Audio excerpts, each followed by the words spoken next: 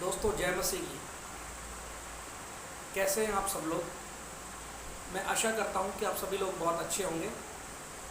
और आज प्रभु ने बहुत दिनों के बाद में फिर से अवसर दिया है कि मैं एक वीडियो आपके लिए बना सकूं और जो है परमेश्वर के वचन में हम मजबूत हो सकें।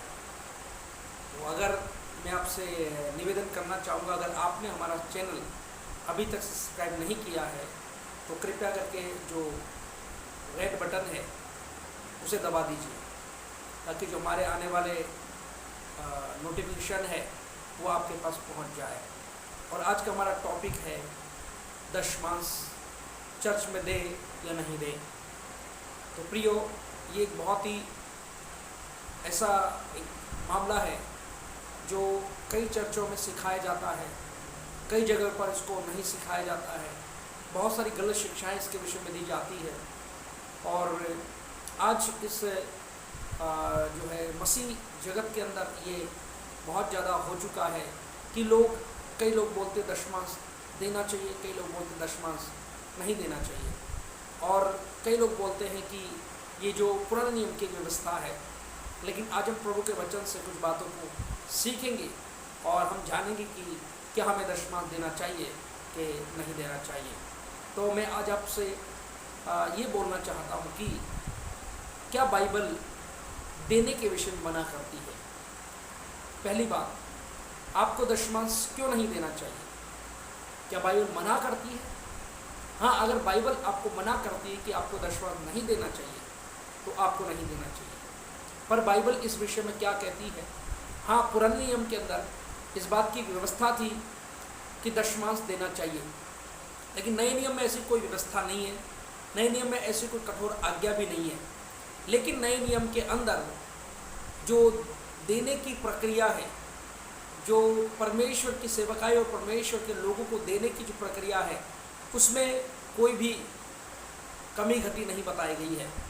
क्योंकि परमेश्वर का वचन इस प्रकार से बताता है कि हम बाइबल पढ़ते हैं, यीशु मसीह एक स्त्री को देख रहा था, विधवा थी वो, और उसने 2 दमड़ी लाकर प्रभु के मंदिर में भेंट को अर्पण किया। और यीशु ने कहा इस औरत ने सबसे अधिक दिया है। सो हमें ये वचन क्या बताता है कि हमें देना चाहिए परमेश्वर के लिए, परमेश्वर के राज्य की बढ़ोतरी के लिए। और फिर हम बाइबल में बहुत सारी जगहों में पढ़ते हैं कि हमें परमेश्वर के लिए देना चाहिए। आज क्या हो रहा है कि पूरी जो लोग हैं, लोगों से जलते हैं, लोगों के अंदर एक जलन की भावना आ चुकी है। अगर किसी पास्टर के पास कोई कार है या उसके पास अच्छा घर है तो वो लोग कहते हैं कि ये देखो, ये सब आपके ही दशमांश से बना है।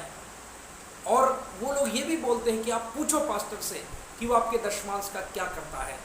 मैं आपसे कहना चाहता हूँ, क्या कोई व्यक्ति जो पास्टर के साथ क्लोज है, उससे प्रेम करता है, कैसे सवाल पूछ सकता है कि पास्टर जी आप मुझे बताइए, आपने मेरा जो दशमांश लिया उसका आप क्या करते हैं? प्रियो, मैं आपसे कहना चाहता हूँ, आपने अपना दशमांश दे दिया, आपने अपना हिस्सा पूरा कर दिया, बाकी काम प्रभु का है। बाकी काम प्रभु को करने दीजिए। अगर वो दास, प्रभु का दास, उस पैसे का कुछ भी कर रहा है, प्रभु को उसको लेखा देना है। सो आपका काम ये नहीं है कि लोग आपको बहका रहे हैं, भरमा रहे हैं और आप उनकी बातों को मानकर जो है अपने रिश्ते खराब कर रहे हैं, अपने रिश्ते तोड़ रहे हैं। मैं आपसे कहना चाहता हूँ, ऐसे लोग, बहुत सारे लोग घूम रहे हैं। अब मैं आपको एक चीज़ बताना चाहता हूँ कि कई लोग ऐसे भी हैं जो नौकरी कर रहे हैं। अगर आप उनसे बात करोगे तो वो ये बोलेंगे कि जो दशमांश लेते ना, उन लोगों को वो बुरा बताते हैं, क्योंकि वो लोग नौकरी कर रहे हैं। अगर वो नौकरी नहीं करते तो वो भी यही बात बोलते हैं। लेकिन वो नौकरी कर रहे हैं, इसलिए क्या बोलते हैं कि मैं दशमांश नहीं लेता। वो अपने आप को बहुत बड़ा धर्मी बनाने की कोशिश करते हैं। लेकिन मैं आज आपसे कहना चाहता हूँ कि परमेश्वर की सेवकाई में धन की आवश्यकता है। और धन कहाँ से आएगा? एक पास्टर के घर को चलाने के लिए जिसने अपना जीवन प्रभु के लिए समर्पण किया, बेशक परमेश्वर उसकी आवश्यकताओं को पूरा करता है, इसमें कोई दो राय नहीं है। परमेश्वर से खिलाता है, कोई दशमांश उसे नहीं खिलाता। लेकिन दशमांश या हम जो भेंटें देते हैं वो परमेश्वर की सेवकाई के लिए बहुत महत्वपूर्ण भाग है। सो हमें देना चाहिए। एक वचन मैं आपके लिए पढ़ना चाहता हूँ। मैं विश्वास करता हूँ प्रभु आपसे निश्चित रूप से बात करेगा। तो बाइबल हमें इस बारे में बताती है। नीति वचन उसका 11 अध्याय है और उसका 23 और 24 और 25 हम पढ़ेंगे। लिखा है ऐसे हैं जो छितरा देते हैं तो भी उनकी बढ़ती होती है, और ऐसे भी हैं जो यथार्थ से कम देते हैं और इससे उनकी घटती होती है। उदार प्राणी हष्ट पुष्ट हो जाता है और जो दूसरों की खेती सींचता है उसकी भी सींची जाएगी। और ये देखो यहाँ क्या लिखा है, परमेश्वर का वचन कहता है कि जो दूसरों की खेती सींचता है उसकी भी सींची जाएगी। बाइबल हमें किस बात को बताती है कि जो देने वाला व्यक्ति उदार, देखिए देकर हम क्या करते हैं, हम देकर परमेश्वर को देकर हम उस आदर को व्यक्त करते हैं जो परमेश्वर ने हमारी ज़िंदगी में काम किया, उस आदर को हम दिखाने के लिए जो है हम दशमांश देते हैं। सो मैं आपसे कहना चाहता हूँ ऐसी कोई गलत शिक्षा पर आप ध्यान न दें। अगर आप अपनी आशीषों को खोना चाहते हैं तो आप इन बातों पर ध्यान करें, आप इन बातों पर ध्यान दें। मैं आपसे एक बात पूछना चाहता हूँ, अगर परमेश्वर ने आपको आशीष दी है, परमेश्वर ने आपको बढ़ाया है, परमेश्वर ने, आप उस दिन को याद करें जब आप पहली बार कलीसिया में गए थे, दुखी परेशान थे, आप 10 साल 5 साल या 20 साल के बाद आपकी ज़िंदगी में परिवर्तन आ गया और आप आज ये बोले कि अब मैं नहीं दूंगा क्योंकि मुझे एक शिक्षा मिल चुकी है, मुझे एक पास्टर ने ऐसा बताया है, तो मुझे आप बताइए क्या वो सही बात है क्या? जिस परमेश्वर ने आपको इतना बढ़ाया और जिस व्यक्ति ने, जो पास्टर, जो सेवक था, उसने आपको इतना सिखाया, इतना बढ़ाया, और आज आप उससे सवाल पूछेंगे। मैं आज आपसे कहना चाहता हूँ कि बाइबल कहती है हाय उस पर जो अपने माता पिता से झगड़ता है। मैं आपसे कहना चाहता हूँ ऐसा कदापि ना करें। आप नहीं देना चाहते, कोई दबाव किसी पे नहीं है। एक और वचन मैं आपके लिए पढ़ना चाहता हूँ, किसी पे कोई देने का दबाव नहीं है। आप जब देते हैं तो आपको कैसे देना है, और ये आपको मिलेगा,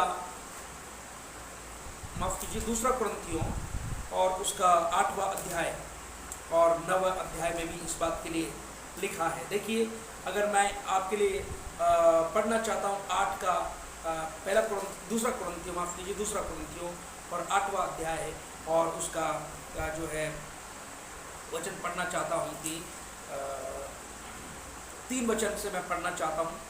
यहाँ लिखा है, उनके विषय में मेरी गवाही है कि उन्होंने अपनी सामर्थ्य भर परंतु सामर्थ्य से भी बाहर मन से दिया। ठीक है, जब आप देते हैं तो कैसे देना? आपको मन से देना। ये कुरिन्थी की कलीसिया में क्या है, वो किस प्रकार से दे रहे हैं? वो बिल्कुल मन से दे रहे हैं। और किस तरह दे रहे हैं? सामर्थ्य से बाहर होकर दे रहे हैं, उनकी सामर्थ्य, उनकी कैपेसिटी से बढ़कर दे रहे हैं। तो मैं आज आपसे कहना चाहता हूँ, बाइबल मना थोड़ी कर रही है आपको दशमांश देने के लिए। अगर बाइबल मना करती है तो आप मत दीजिए। हाँ, मैं इस बात को मानता हूँ कि नए नियम में कोई दशमांश या 20वांश या 30वांश नहीं लिखा है। लेकिन बाइबल में ये नहीं लिखा है कि आप मत दीजिए। आप देना चाहे तो कितना भी दे सकते हैं, कोई सीमा नहीं है उसकी देने की। लेकिन मैं आपसे दशमांश ही क्यों देना है, मैं आपको इसका एक पीछे एक जो है नियम बताता हूँ। इसके पीछे एक नियम है। क्या नियम है कि जब आप एक रूटीन में आ जाते हैं, एक आदत को बना लेते हैं, तो आदत जो है आपकी ज़िंदगी में बहुत सारी ब्लेसिंग्स को ले आती है। जैसे मानो आपने एक आदत बना ली हो, कौन सी? आप सुबह जल्दी उठते हैं, यानी 5 बजे या 4 बजे आप उठते हैं। आपने वो आदत बना ली है ना? आपने वो आदत इसलिए बना ली है, इसका मतलब ये नहीं कि कोई आपको दबाव से उठा रहा है या आपको जागृत कर रहा है, पर आपने एक आदत बना ली है। कौन सी आदत बना ली? कि मैं जल्दी उठूंगा सुबह। ये आपकी आदत आपके लिए फलदायी बन जाएगी। उसी प्रकार हमको एक आदत बन जाती है, हमको एक नियम बन जाता है, और वो नियम दबाव से नहीं है, परंतु नए नियम में तो इस प्रकार से है कि हम तो एक और भी बड़ी व्यवस्था के अंदर, और भी हायर लेवल की व्यवस्था में हम तो प्रवेश कर चुके हैं। पहले तो दोषी ठहराने वाली व्यवस्था थी, लेकिन नए नियम में तो उससे भी हायर लेवल की व्यवस्था है, वो आत्मा की व्यवस्था। तो किसकी बात आप मानेंगे? आत्मा की व्यवस्था तो और भी, इसमें कोई आपको समझाएगा नहीं, परंतु आपकी आत्मा से प्रेरित होकर आपको ये करना है, तो आपको मन से देना है। एक और वचन आप देखेंगे तो वहाँ पर इस प्रकार से लिखा हुआ है कि 9 का 6 से पढ़े तो वहाँ लिखा है, 6 से नहीं पढ़े परंतु मैं एक ही वचन पढ़कर समाप्त करूँगा। 7वां वचन पढ़ेंगे, हर एक जन जैसा मन में ठाने वैसा ही दान करे, न कुड़ के और न दबाव से, क्योंकि परमेश्वर हर्ष से देने वाले से प्रेम रखता है। प्रिय, यहाँ पर क्या लिखा है कि परमेश्वर क्या करता है? हर्ष से देने वाले से। अगर आप देना चाहते हैं, और कोई देखो ये भी है, कई जगह पर मैं इस बात को मानता हूँ, कई चर्च में बहुत दबाव डालते हैं दशमांश देने के लिए, लेकिन आपको वो दबाव डालते हैं, लेकिन आपको दबाव में आके नहीं देना है, आपको देना खुशी से। कई बार अपने जो घर में परिवार में कोई लोग अपने को दबाव डालते हैं कई चीज़ों के लिए, तो इसका मतलब क्या है? क्या हम उससे बिगड़ जाते? क्या हमारे जीवन गलत चीज़ हो जाती है? नहीं, उससे हम सुधर जाते हैं। कई बार हमको जो दबाव डाला जाता है उससे भी हमारे जीवन में क्या होता है, एक अनुशासन पैदा हो जाता है। सो आप इन बातों को, नेगेटिव बातों को ध्यान मत करें। अगर आप नेगेटिव बातों में जीने लग गए तो इस संसार के अंदर बहुत सारे नेगेटिव प्रचारक हैं जो बैठे हुए घात करने के लिए, जो बैठे हुए यही काम है, उनका काम यही है, बस माइक ले लेंगे, कुर्सी ले लेंगे, बैठ जाएंगे और उनका काम यही लोगों को भरमा देना। और मैं तो कई बार इस बात के लिए बहुत दुखी हो जाता हूँ कि लोग देखो, नए नए लोग जो बेचारे विश्वासी लोग अभी तो आए प्रभु में, 1 दिन 2 दिन, हफ्ते भर, महीने भर, उनको वो कुछ भी नहीं जानते। वो ये जानते हैं कि पास्टर लोग अच्छे, मसीह लोग अच्छे, प्रभु के लोग अच्छे, लेकिन जब उनको ये मालूम चलता है, ये बातें सुनते हैं वो दुनिया की, तो उनको क्या लगता है, हम जहाँ से आए थे ना वो भी ऐसा ही था और आज हम जहाँ भी आ गए ना वहाँ भी ऐसा ही है। उनका मन पूरी तरह से टूट जाता है और वो मसीह में बढ़ नहीं पाते हैं। मैं आज आपसे कहना चाहता हूँ कि ऐसी शिक्षाओं को आप ना फैलाएं जो लोगों को गुमराह कर देती है, जो लोगों को बर्बाद कर देती है, जो लोगों के आत्मिक जीवन को बर्बाद कर देती है। बाइबल कहती है अगर तू किसी के लिए ठोकर का कारण बन जाता है तो तेरे गले में चाकी का पाट लटका कर तुझे समुद्र में डुबाया जाए। देखिए, किसी के लिए ठोकर ना बने आप, हमको ठोकर नहीं बनना, हमको आशीष बनना है। अगर किसी के जीवन के अंदर परमेश्वर धन की आशीष दे रहा है और वो कलीसिया में दे रहा है, तो मैं लोगों से पूछता हूँ, भैया तुम्हें क्या तकलीफ हो रही है इस बात से, क्या दिक्कत है भैया तुमको इस बात से कि कोई पास्टर कार खरीद रहा है या घर बना रहा है या कुछ भी कर रहा है, तुम्हें क्या तकलीफ है मुझे बताओ। अरे आप उसके जीवन को तो देखो, जो शुरू में उसने जीवन जिया था, उसके पास घटी कमी में रही, तब कोई पूछने नहीं आया भैया आपके पास इतनी कमी मेरे से ले लो। जब उसके पास सब कुछ आने लगता है तो हम बोलते हैं अरे ये दशमांश इनको मत दिया कर, तुम्हारे दशमांश से खा रहे हैं। मैं आपसे कहना चाहता हूँ, मैं प्रभु की सेवा में मुझे 13 साल हो गए, एक दिन भी मैंने ये विश्वास नहीं किया कि दशमांश मुझे खिलाएगा। मुझे मालूम मेरा प्रभु मुझे खिलाएगा और आज तक प्रभु मुझे खिला रहा है और खिलाता रहेगा।